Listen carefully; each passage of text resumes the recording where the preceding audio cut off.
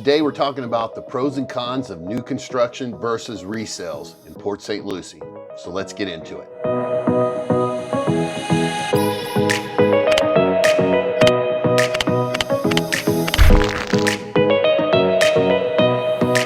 Hey everyone, Lee Brickey here with Keller Williams Reserve and the Brickey team for another episode of Real Estate Tips and Tours. Now, if this is the first time you've been to my site, please don't forget to slap that subscribe button, ring that notification bell. I put up a new video every single week, and on Tuesdays we have our real estate market tips for South Florida. So you're looking to buy a home in Port St. Lucie, but you can't decide if it's best to buy a new construction or resale.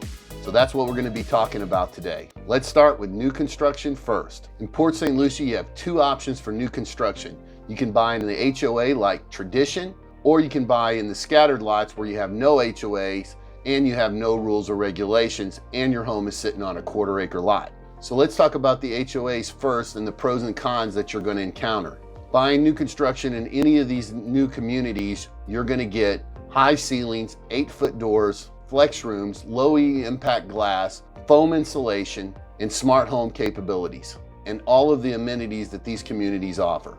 The downside right now in the market is you're going to end up paying a premium for the lot, or you're going to be in a highest and best situation. Right now, builders in the HOA communities are only releasing 6 to 8 lots a month at the most, and they're getting highest and best for those lots, trying to make up for the impact of the building material prices increase and take advantage of the hot market. This goes for pretty much all of the communities being built in South Florida right now, and the further south you go, the worse it gets because there's more people, so there's more demand for homes. As more communities begin to open up and be built in Port St. Lucie, you're going to have more opportunities of buying homes where you get a chance to pick your home site and your home and have your price locked in. Now to the downside of buying a home in one of these HOA communities. Number one, you're going to have to wait for the home to be built unless you're able to pick up a spec home. You're also going to be on a zero lot line, and you're not going to be able to put in a pool when you build the home because the pool companies are so backed up. Builders can't get pools built fast enough to keep up with the demand they have on building homes. So they don't want to delay closings, so they're not allowing for pools to be built. Now let's talk about buying homes outside of the HOAs. Here again, you're going to get a quarter-acre lot, and you can also find new homes with impact glass, foam insulation, smart home capabilities. One of the things that is hard to find is homes being built with 8-foot doors. And I know a lot of people like the 8-foot doors in their home. Another thing is most of these homes being built outside of the HOAs don't come with sprinkler systems in your yard. So you'll have to install a sprinkler system. And again, the builder won't build pools for you or put in fences. Now, if you build a custom home out on one of the scattered lots, you can get your pool included in your fence, and you can get all the upgrades and 8-foot doors in the house, just the way you would find a house in tradition. But with that said, you first must buy the lot.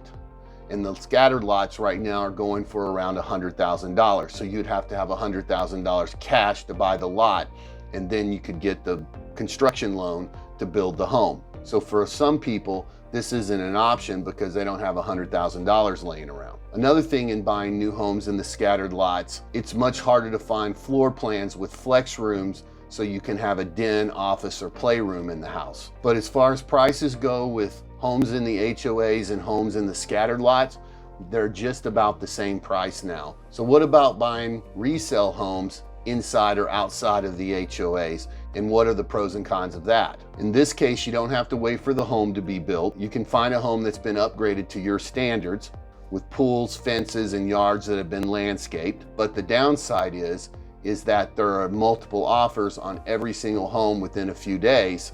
So you will pay $5,000 to $10,000 over appraisal or more depending on the price of the home. As far as the prices go in the HOA communities and the scattered lots, they're about the same. But one of the benefits of buying outside of the HOA is still you can find a home that fits your needs in the 300s if you're not too picky. The key is for many buyers, especially first-time buyers coming into the market now, rates are very, very low and home prices are going up very, very quickly. So it's a good idea for you to just get into a home that fits your needs, but maybe isn't your dream home, but at least you're in the market and you're gaining equity as the market goes up and your home is homesteaded.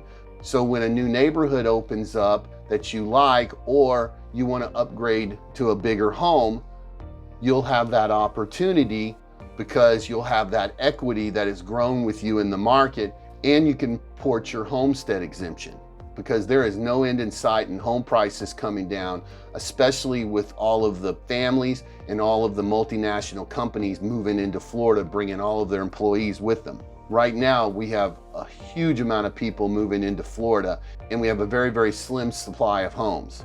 And with construction materials getting higher and harder to get, it's slowing down the amount of homes that the home builders can build. And believe it or not, there are homes in Port St. Lucie now approaching $1 million, or if you're on the river, $1 million plus. This market is just on fire. So if you're looking to purchase a home in an HOA or in a scattered lot, what's the best way for you to do that? Making sure that you're getting the home you want, and you're getting on one of these lists, and you're being alerted if a spec home is coming on the market. Use a real estate agent that knows the market and has relationships with the builders. Even if you're buying new construction, your best bet right now is to have a real estate agent that knows the market and knows the builders and has relationships and has sold homes in these communities. Here's why. Number one, these builders have stopped putting people on lists to wait on properties. So what's happened is the salespeople for the builders are keeping their own internal list. So if you're working with a real estate agent that has a relationship with the builders and the agents, then they can get you on these internal lists. Number two, real estate agents that are selling homes in these communities have their finger on the pulse of the market. They can let agents and builders in that market know what type of home you're looking for. So if they have something coming available, they'll be the first to know, and then they can let you know so you can secure either a home site or a resale home. This way, if a spec home comes available or a buyer drops out, the sales agent will call the realtor and let them know so you can secure that home site before anyone else does. And number three, if you're working with the right real estate agent and they're not a salesperson just trying to sell you something, then they're going to have your best interest at heart. So they will ask questions that you might not know to ask, or they will already know the answers to those questions and be able to tell you up front. Like, what's the CDD bond for each community in tradition? Because that could impact your taxes substantially. And they know all the closing costs and upgrades incentives for each community. So I hope this video helps you make a decision if buying resale or buying new construction is best for you. If it did, please give me a thumbs up and leave a comment in the comment section of what your thoughts are about this video, and if you have any questions. And if you're searching homes anywhere in the Treasure Coast or South Florida, I'll leave a link for our unique website where you can search homes and see all the information that real estate agents see, unlike Zillow or Realtor.com, where you don't see if the property is active or under contract. I'll also leave a link below for our home evaluation if you'd like to know how much equity you have in your home and what the homes around you are selling for. You'll have to put in your name, your phone number, and email to get all this information, but we promise we won't spam call you. We'll wait for you to call us. And if this is the first time you've been to our site, don't forget to slap that subscribe button and ring that notification bell so you don't miss any of our real estate tips and tours. And you can watch our next video right there.